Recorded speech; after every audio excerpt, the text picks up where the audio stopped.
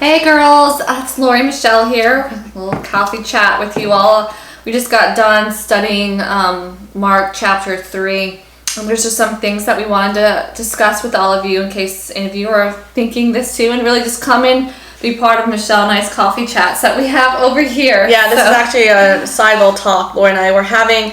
We decided to film it, so join along with us on it. If you want to see the Bible study around this, make sure you check out our other channel, Move Live Faithfully. We'll link that down below. But one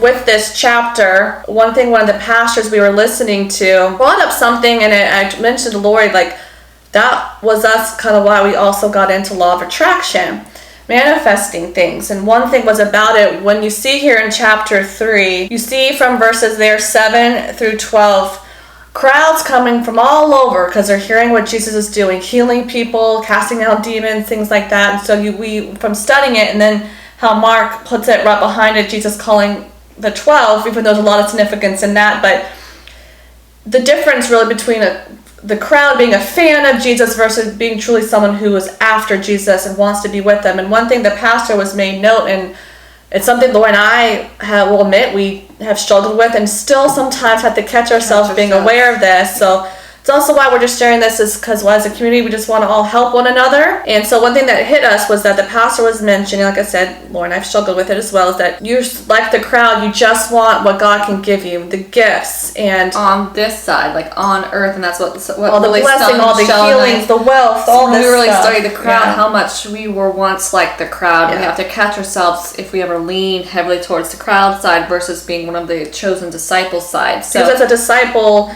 we see here with them as well, like they truly saw that they were about to be a representative of Jesus. And what's the first thing Jesus, when he says to them? To be with him. So there's an importance of just being with Jesus and not asking for anything or receiving anything, just to be in his presence and the power in that. And I will admit, over this past year, let's rewind a little bit and give people, if you're new to Michelle and I's story, if you're new to Michelle and I's story, is that we grew up Christian, wasn't a true follower in the essence, like we weren't really knowing Jesus. We just kind of did the Bible study stuff, Sunday school stuff. I went to church every once in a while. We went to Christian schools, but obviously that didn't really do much for us either.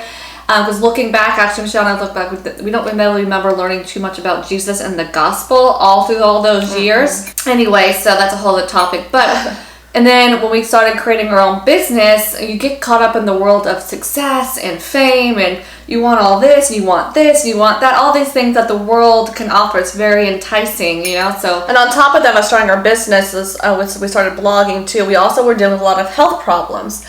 And I'll make sure I link up to all of our previous manifesting videos, what led us into it and how God stopped us, because it all is related. Yeah, but pretty much what it got across is that we realized, reflecting back, we want to share with you in case you ever yourself kept going down this road or came out of it too, or maybe you have a friend, and so you can maybe have a conversation with them. But we just realized that we were being more like the crowd because we did only really want God for the things he could provide us on this earth, on the things like, oh, she's getting that, well, I want that too, type of thing. So how this led us into law of attraction manifesting was we started listening to certain pastors who were teaching more of this side of Jesus, that he's here to bless you, he's going to make your life great, just keep thinking positively, he's going to give you more, type of thing, which then also is heavily related to New Agey talk, that law of attraction, how you think what you want and you get attracted to you and all these things. And so Lori and I, again, because we weren't rooted truly in God's truth, we truly, I know we talked about this before in our testimony, we felt God actually led us here.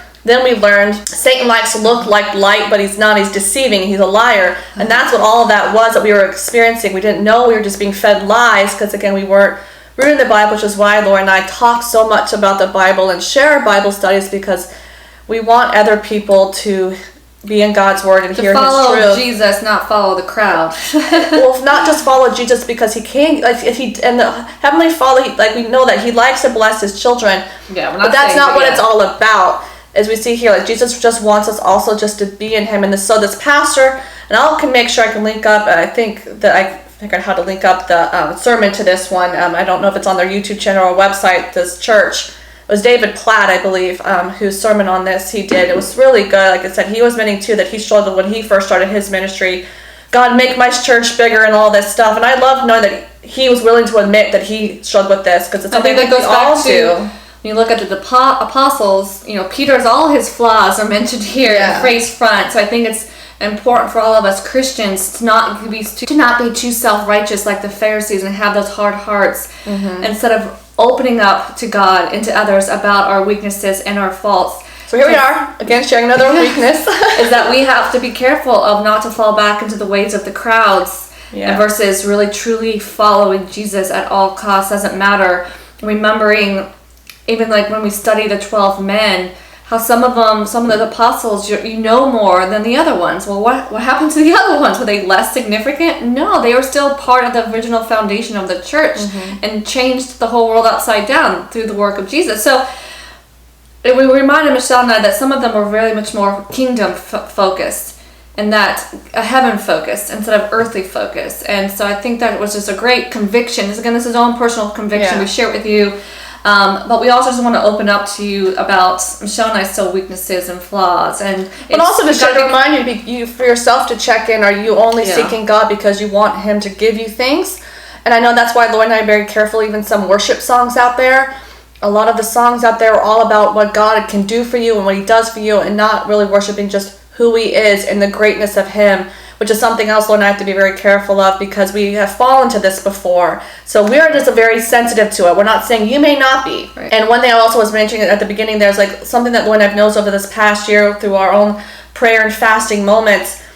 This always came to us. So we always would have these conversations, and then like we just have to share about it. Obviously it's something that God wants us to really speak about, was that because we kept catching ourselves. A lot of our prayers were focusing on God, answer this, God, which He does. He told us to come for wisdom. I don't want to say we can't do that, but we realized we were spinning and stressing and having anxiety more about that than just being in His presence, and how powerful that can be in our lives. And that is something that we are personally working on in our own walk with the Lord, is really just getting to know Him. And we must admit, reading the Bible and reading the Gospels, of course, it's the witness accounts of Him. So it's been helping Michelle and I to see Him. Of course, once we read the whole Bible, it'll be even more beautifully put together. But in the meantime, I just want to share this with you as a kind of an inspiration, and also just for you to go in your own personal time with the Lord and ask too, or you being more like the crowds, how can you too be in just wanting to be in His presence? And it's something I told Michelle and I are still figuring out what that really means and looks like in our own lives. So if you're in that boat, we're right there with you. But we just want to share something that came across us during reading and studying. And if you heard anyone teach on this passage in Mark, or just this idea in general of knowing that God blesses us, but it's not all about the blessings, it's also about just being in His presence, the power of that, and that is our sole purpose, is to worship Him. Please make sure you share it down below. Lori and I are open to hearing more sides on this and open to continuing to learning. We just wanted to pass along, as Lori said, it's something we've been having a lot of conviction in our own life, especially over this past year, and then hearing this pastor talk about it again. Like, Laura, we gotta open up about this too, because there might be other people not realizing even that you're maybe only focusing on the blessing. So we encourage you to open up Mark chapter 3. Really study the crowds, how they're reacting to Jesus, what they're really after compared to the disciples, and even comparing it to the religious leaders. And so just really take your time studying that. So you think you could relate it to even back in Matthew, the rich young ruler. Yeah. He had all these things, right? And he was still missing the one that was truly going to satisfy them. The same point. That's why we can't forget just to be in God's presence, because He that is truly where we find peace, joy, and satisfaction, not by getting the blessing from God. That's so good. He is so good. But I know this for me, I'm having to literally have to remind myself daily, so just be in His presence. Don't worry about getting things. And I think again, it's not so much natural for us because of the fall, but I think He works with us still. Obviously, He worked with these disciples, even though they had their issues and flawed too. So I like knowing that too. That another thing is that Michelle and I are doing. So we encourage you to do the same. Bring your weaknesses around certain things to God. Yeah, I've actually prayed that to the Lord before. Use that for His glory. Let Him help you be strong in that weakness. It's through His strength. So that's the stuff that Michelle and I are kind of sitting with and playing around with in our own talks today. We wanted to invite you into it. Let us know down below anything that you've taken away. If you studied the Mark chapter 3, what did you take away from the crowds? What really, maybe your own personal conviction, if you're willing to share that. This is a safe place, all of us to grow with each other and keep following our Lord Jesus and keep talking about Him and pointing others to Him as well. So we hope this has helped you, blessed you in some way, and we'll chat with you guys real soon.